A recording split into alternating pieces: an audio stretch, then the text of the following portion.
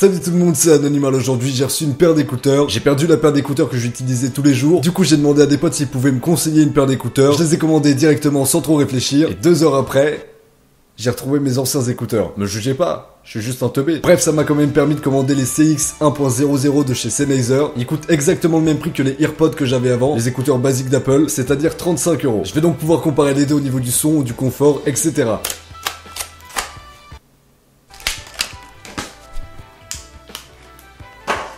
Voilà, le premier truc que je remarque, c'est que la prise est inclinée. C'est pas le cas sur les écouteurs d'Apple et c'est en partie pour ça qu'ils se cassent. On est d'accord sur le fait que c'est plus joli, mais c'est beaucoup moins résistant. Le câble est vraiment super bizarre sur les écouteurs Sennheiser, ils sont super lisses. Du coup, c'est plutôt simple de défaire les nœuds qu'on se fait dans la poche, etc. Bon, c'est un peu plus la galère là-dessus. Apparemment, ces écouteurs sont faits pour réduire le son externe. Y a pas de vrai traitement de son fait par les écouteurs pour réduire le bruit. C'est juste que les embouts sont censés bien rentrer dans vos oreilles et pas laisser de bruit rentrer ni sortir. Évidemment, avec ces écouteurs, vous avez plusieurs embouts qui sont fournis. Bon, celui-là, j'avoue, faut quand même être chaud pour le mettre dans son oreille. Alors, je vais démêler ça et je vais écouter 2 fois la même musique. Une fois avec les écouteurs Apple et une fois avec les Sennheiser. Je vais essayer de chercher de la musique en FLAC, c'est un format audio qui est beaucoup plus lourd que le MP3, du coup il y a beaucoup plus de détails, ça va me permettre de voir directement laquelle des 2 paires d'écouteurs est la plus précise.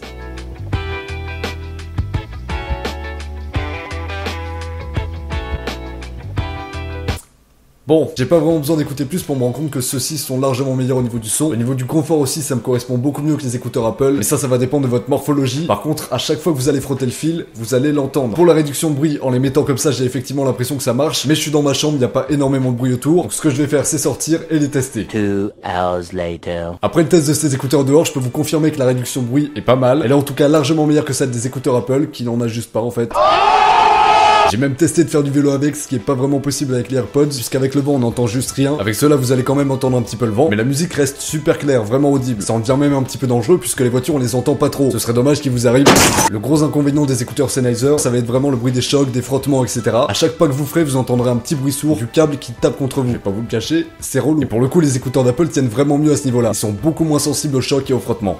Qu'est-ce que j'ai pas dit sinon? Un autre truc qui me manque beaucoup sur les écouteurs Sennheiser, c'est ce bouton play pause. Il était juste ultra pratique et ça me perturbe de pas les avoir là-dessus. Après, si vous avez jamais eu accès à ce genre de bouton et que vous y êtes pas habitué, je pense que ce sera pas un inconvénient. Bon, je suis pas un rageux, mais moi ça me gêne un peu. Vous l'avez compris, malgré les petits points faibles qu'ont les écouteurs Sennheiser, ils sont largement devant. Au niveau du son, du confort pour ma part, même si je peux comprendre qu'on puisse préférer la forme des AirPods, je vous l'ai déjà dit, ça va dépendre de votre forme d'oreille et de votre morphologie. Les écouteurs Sennheiser ont quand même des inconvénients qu'ont pas les écouteurs Apple. Si vous trouvez les avantages qu'ont Apple indispensables, restez sur du Apple. Mais si vous voulez un son qui soit largement meilleur, je vous conseille ces écouteurs. Voilà, je pense avoir à peu près tout résumé. Si vous avez des questions sur ces 2 écouteurs, n'hésitez pas à me les poser en commentaire, y a pas de problème. Je voulais juste vous parler d'un truc avant que vous partiez. Je compte très rapidement mettre en place un nouveau format de vidéo sur la chaîne, dans lequel vous pourrez me poser toutes les questions que vous avez par rapport à la high-tech. Je suis pas vraiment un grand spécialiste en high-tech, mais si je peux vous aider, vous recommander des produits, éclaircir certains points que vous connaîtriez peut-être pas, comme ça tout le monde pourra profiter des réponses, ce qui est pas le cas quand vous me posez des questions sur Snapchat, Twitter ou Facebook en privé. Je vous propose ça, la série s'appellera donc Vos questions high-tech. Donc si vous voulez me poser une question, n'hésitez pas à le faire en commentaire de n'importe laquelle de mes vidéos. Mettez juste le hashtag VQHT pour que je puisse m'y retrouver. Ah sinon ça va être le bordel. Je vous proposerai ça bientôt et en attendant la prochaine vidéo, moi je vous dis salut à tous, ciao.